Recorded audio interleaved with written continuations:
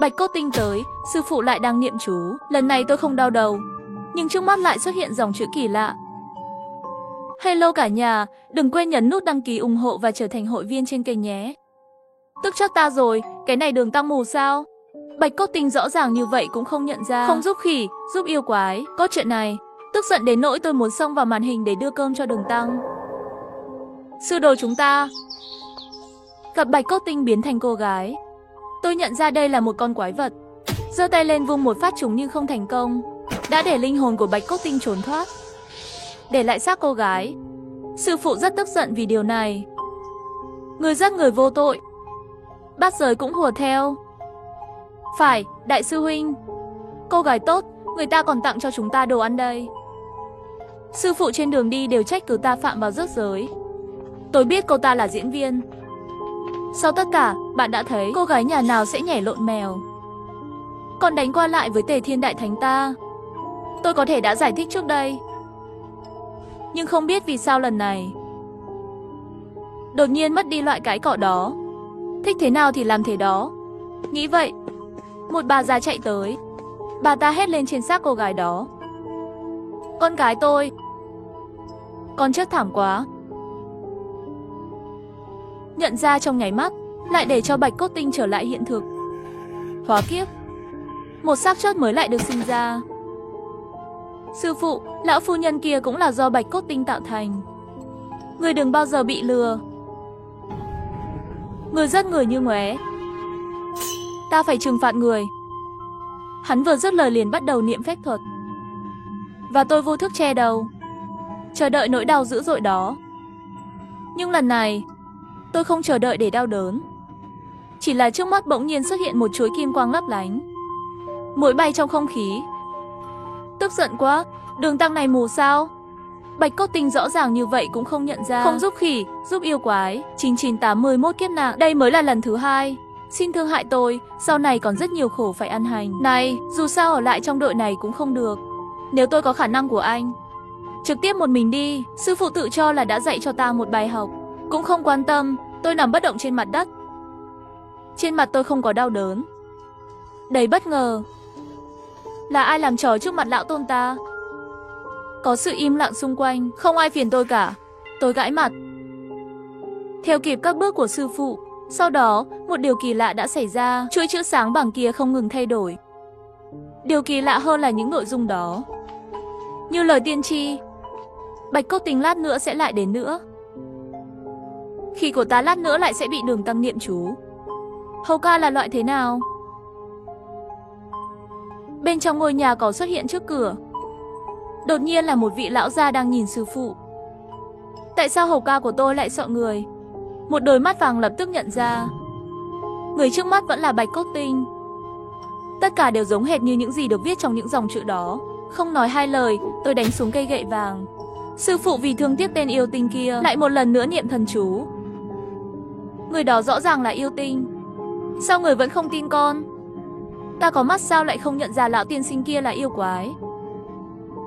Vẫn là Ngộ Không. Người đã giết vợ và con gái của người ta. Mù mới phạm sai lầm. Thỉnh thoảng, tội lòng tốt của hầu ca tội nghiệp, hắn cho dù đau chót, vẫn sẽ giúp đỡ đường tăng như một loại chấp niệm. Kết quả cuối cùng vẫn là bị đường tăng trách, bị hắn đuổi đi. Ôi trời, tức quá, tim, gan, lá lách và phổi của tôi như là quyết tâm. Ngay trước mặt con quái vật đó: Ngộ Không, dừng lại đi. Nếu không, sư phụ sẽ đuổi ngươi ra ngoài. Câu nói này giống như một giọt nước mắt của ngày hôm nay. Trong đầu tôi, một chuỗi những chữ không tiếng động lại xuất hiện. Dường như sớm biết số phận của tôi như vậy. Cho dù sư phụ nói như vậy, Ngộ Không vẫn sẽ ra ngoài bảo vệ. Mỗi khi nghỉ hè đều xem Tây Du Ký một lần. Tôi có thể ghi nhớ cốt truyện. Mỗi lần nhìn thấy nơi này, vẫn hy vọng đường tăng có thể biết một lòng của hầu ca, trung thành. Con màn hình đó dừng lại một cách kỳ lạ, bởi vì tôi đã cất cây gậy vàng đi. Tôi đã không rớt bạch cốt tinh như họ mong đợi.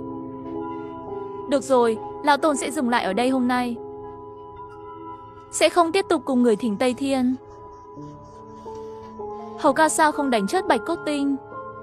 Vậy thì đường tăng đó không thảm đâu. Khi tôi rời đi, dòng chữ kỳ lạ đó lại hiện lên. Lúc này tôi ngồi trên ngai vàng của Hoa Quả Sơn, nhìn các cháu xung quanh, trong lòng đều có được cảm giác kiên định. Đây mới là bộ dạng thật sự của hầu ca của tôi. Không thỉnh kinh thì sao? Dù sao Kim cô cũng không thể làm gì tôi nữa. Nhưng ngay cả như vậy, những dòng chữ kỳ lạ thỉnh thoảng vẫn sẽ xuất hiện. Đường Tăng bị Bạch Cốt Tình bắt đi rồi. Bát Giới Bỏ vội vàng xoay cuồng. Sa Tăng một mình đi cứu Đường Tăng rồi. Tôi Ăn Đào không bình ổn. Nhưng những ngày tốt đẹp sẽ không qua được bao lâu, bởi vì nhị sư đệ Bát Giới, hắn tìm đến cửa rồi. Tôi vô tình tiếp tục thưởng thức đồ ăn ngon. Thủ hạ ban đầu gây khó khăn.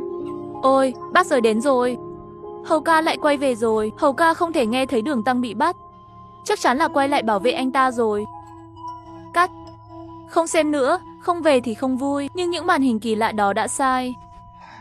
Lần này tôi sẽ không quay lại. Ném đao, cũng nhảy đến trước mặt Bát Giới. Có phải ngươi muốn nói với ta rằng đại sư huynh không tốt không? Sư phụ bị yêu quái bắt đi rồi. Đi cứu lão ta đi.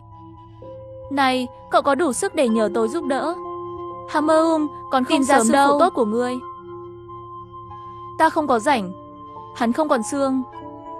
Nhưng là nói như vậy. Sau khi thằng ngốc rời đi, tôi vẫn đi theo.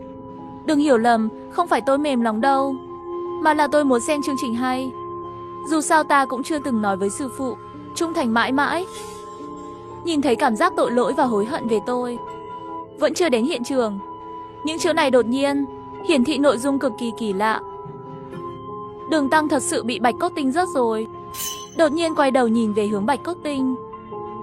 Thật là không thể tin được. Sao lại thế? Theo lời kể của tin nhắn đó, sư phụ tương đương với nhân vật chính trong sách, không bao giờ có thể chớt giữa đường. Nhưng khi tôi đến hang động của Bạch Cốt Tinh, nhưng lại nhìn thấy sự lộn xộn trên mặt đất. Đối phương mặc chính là áo choàng của sư phụ. Trong căn phòng lớn bên cạnh bốc ra một luồng khí nóng.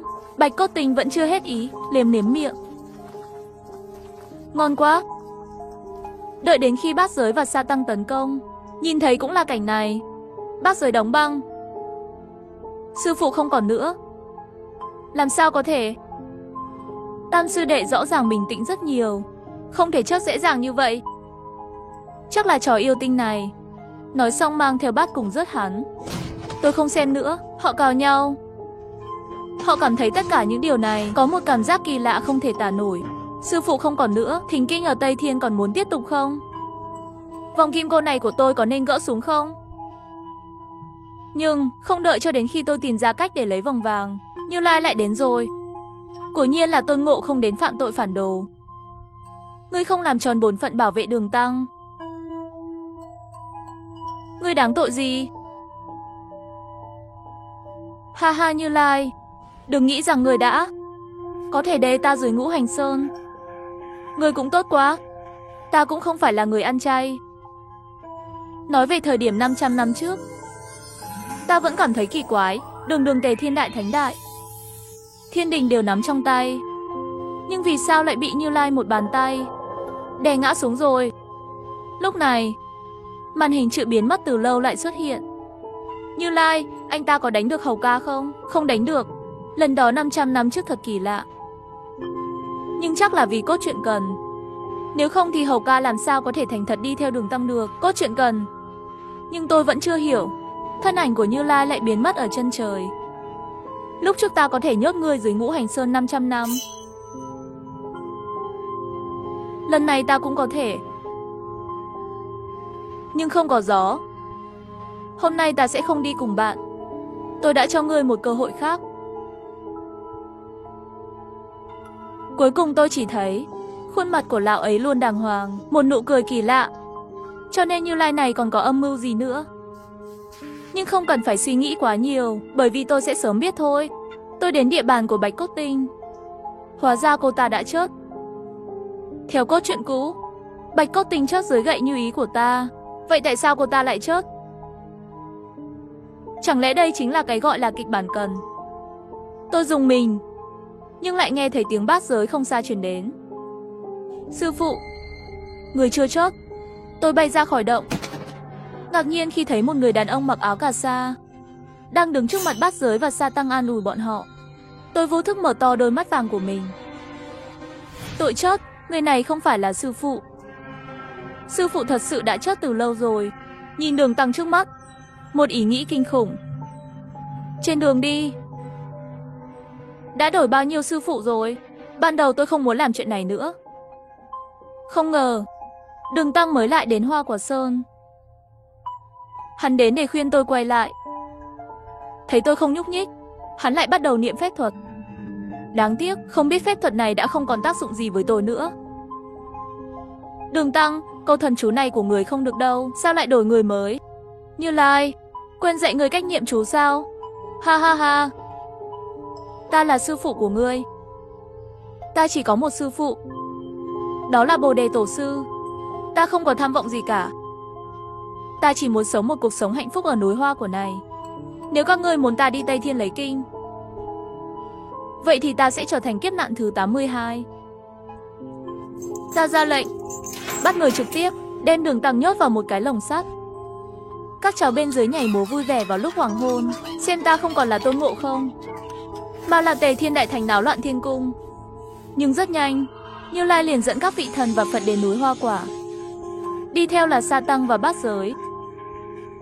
Như Lai dùng bàn tay to vật vào nhau, Đường Tăng một cái khác ở đó, như thể giữa lúa mạch cao nguyên có thể bọc hoa. Cho tàn.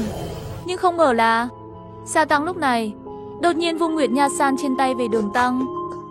Tất cả thần Phật đều không kịp phản ứng. Đường Tăng chót dưới lưỡi liềm, thân thể hóa thành một vệt cát vàng. Mặt mọi người tối sầm lại. Sa Tăng lại cười ha ha. Như Lai không ngờ đâu. Đến hôm nay, tôi đã đợi bao nhiêu năm. Ngươi hận sư phụ của hắn như vậy sao? Ghét hắn? Không, tôi ghét hắn là các vị thần Phật cao trên mặt đất. Sau đó hắn quay sang tôi, kể một câu chuyện chưa kể. Hóa ra lúc đầu Sa Tăng chỉ là một người phàm, cuộc sống thoải mái và tự do. Cho đến một ngày tình cờ, hắn đã gặp một vị thần.